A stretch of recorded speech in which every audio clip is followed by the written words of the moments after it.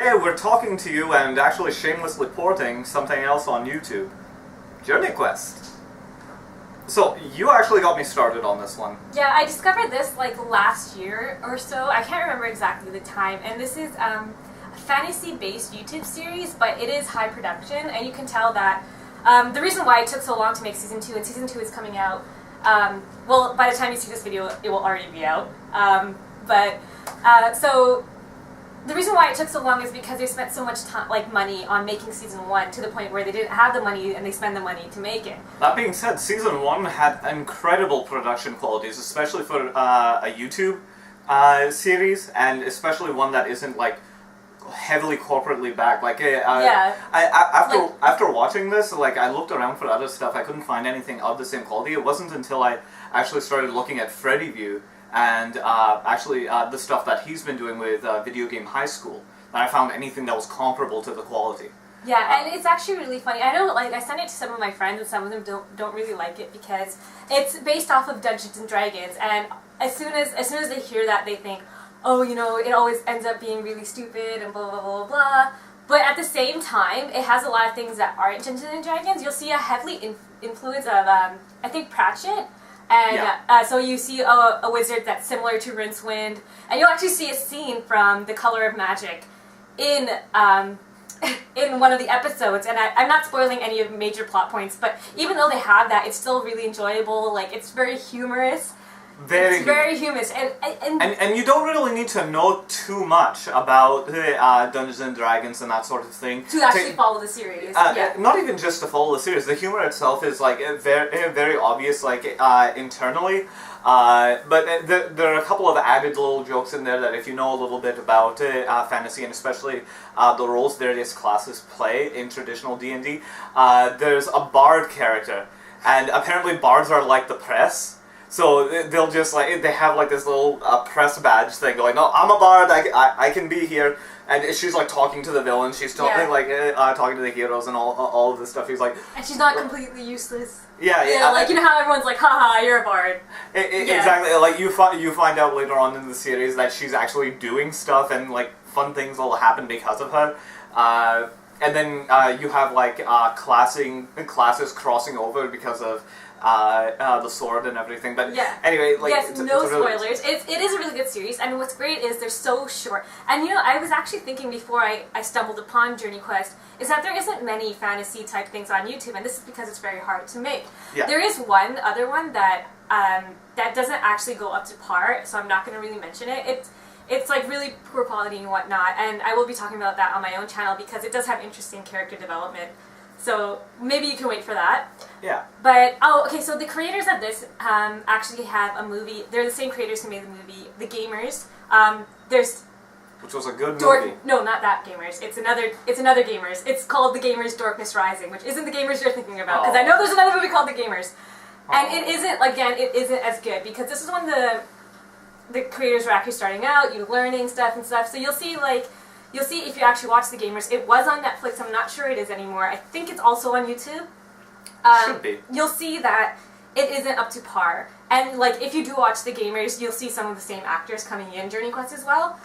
Again, it's really, really funny. It's also based off of Dungeons and Dragons. It's literally these people playing Dungeons and Dragons and the story panning out. And then you just see them, the actual characters in the Dungeons and Dragons world playing it out. And it's just so funny. It's hilarious. But again, video quality wise, not up to par. But that's the point. The point is, if you actually see The Gamers and then you watch Journey Quest, you can see the director really cares about trying to make the best, try to be better, and that's why Journey Quest ends up being so amazing. Because he's actually trying so hard. There's a great amount of attention to detail. You see classic tropes and everything from fantasy and these sorts of stories that rear their head and then get twisted simply because this is a comedy. Yes. And it's a very well done comedy. We've said it before, I think, but maybe it's just false memories. They happen sometimes. It is itself rather humorous that YouTube Shorts and independently made films that don't get the bigger box office things are actually funnier than most box office releases and everything. Yeah. it's just weird that happens. And it actually has a pretty good fan base.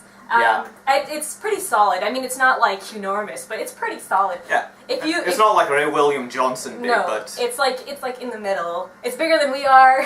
Everyone is bigger than we are. But like, if you actually for Twitter, God's sake, Krispy Kreme's bigger than we are, and oh, they got their funding for season 2 purely based on donation and Kickstarter, I think. yeah. I might be confusing that with someone. No, Kickstarter, definitely Kickstarter. It was yeah. Kickstarter. Donations weren't as big a thing, but yeah, they They posted did. up. I donated money into it. They had before they started Kickstarter. They were taking in donations, and they made quite a lot from donations as well. It wasn't. I don't know if it was enough, but they did make more than. No, yeah. they didn't make enough because they did have to launch the Kickstarter to get the rest of the way there and everything, and they did a fantastic amount on Kickstarter because it was just something that was more open. It was open to a larger marketplace rather than just the niche of their fans and everything. And quite frankly, if you're spending your day watching 8-minute long YouTube videos and waiting for the next episode to come out, if you're not paying for cable, chances are you're probably not going to be able to donate. So going on to Kickstarter with them was a very good move. It's what's allowed for the second season to come. And yeah, it should already be up, so look for the link to that below. They do great work. Yeah. The characters are very interestingly developed. No one develops along the side, like the lines that you would expect them to. Well, there's a couple of catchphrases I actually want to get T-shirts of. They're so funny. I'm yeah. too brave for mercy. Yes. But I want you guys to like watch it. If you do watch it, let us know what you think and who's your favorite character. Like, I genuinely want you to know because I'm so excited. Like, it's one of my favorite YouTube series. I've been showing everyone this one because I love it so much and I want everyone to know what it is. I asked you to link me and you didn't link me to the first video. You linked me to all 8. I know. So I'm like, watch it all. It's just like, this is a position for all of them, just in case one of their internal links is broken. It was just.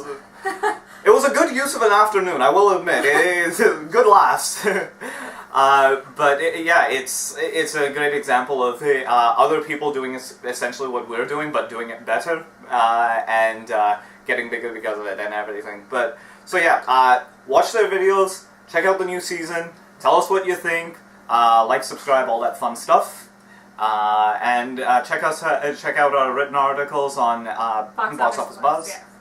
That's what we write for. So yeah, until next time. I'm Das Hat. I'm Renwin. And yeah, we'll see you when we see you.